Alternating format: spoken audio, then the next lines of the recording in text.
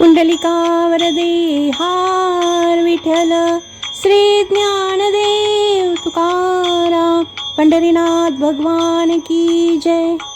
ज्ञानेश्वरीच्या 11व्या अध्यायात भगवंतांनी विश्वरूप दर्शविल्यावर 12वा अध्याय भक्तियोग म्हणून ओळखला जातो. यात सगुण निर्गुण भक्तीचे स्वरूप स्पष्ट केले आहे.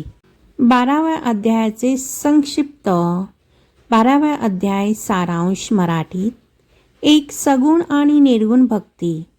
अर्जुनाने विचारले की साकार म्हणजे सगुण रूपाची पूजा करणारे भक्त श्रेष्ठ आहेत की निराकार म्हणजेच निर्गुण अव्यक्त ब्रह्माची उपासना करणारे. यावर श्रीकृष्ण उत्तर देतात की जे भक्त सगुण रूपाची भक्ती करतात त्यांना ईश्वरापर्यंत पोहोचणे सोपे जाते.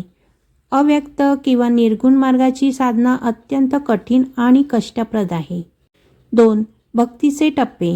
भक्तांनी भगवंताची प्राप्ती करण्यासाठी पुढील पायऱ्यांचा अवलंब करावा.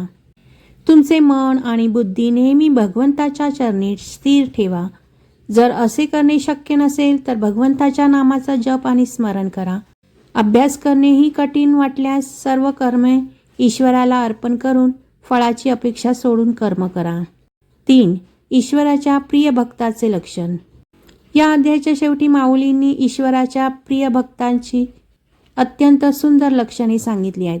जो भक्त कोणाचाही द्वेष करत नाही, सर्व प्राण्यांविषयी दया बाळगतो, ज्याच्या मनात मी आणि माझे म्हणजेच अहंकार नाही आणि सुखदुःखात समभाव ठेवतो, जो सतत भगवंताच्या भक्तीत लीन असतो, तोच भक्त भगवंताला अत्यंत प्रिय असतो. संतांच्या शरीर स्पर्शाने गंगेची पापे जातात, तेव्हा त्या संतांच्या संगतीने किती पवित्रपणा येतो. सूर्य जसा आत बाहेर प्रकाशित असतो त्याप्रमाणे तो आत मनाने व बाहेर शरीराने पवित्र असतो.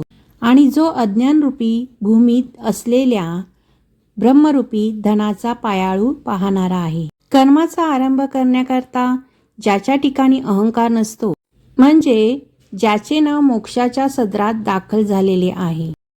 उत्तम भक्तापुढे मस्तक नम्र करणे यात काय मोठे नवल आहे. पण उत्तम भक्ताच्या चरणोदकाला त्रैलोक्य मान देते.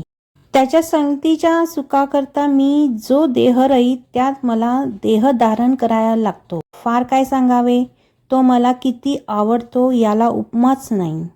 त्याच्याशी आमची मैत्री असते यात काय आश्चर्य आहे.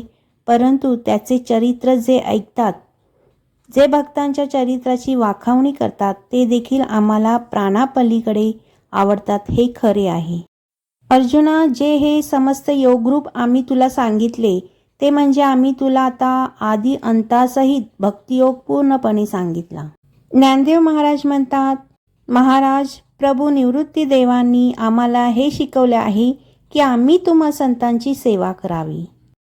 रसाने भरलेली कथा मराठी भाषेच्या रूपांतरात आणली जाईल ती आपण ऐकावी असे ज्ञानदेव महाराज म्हणतात.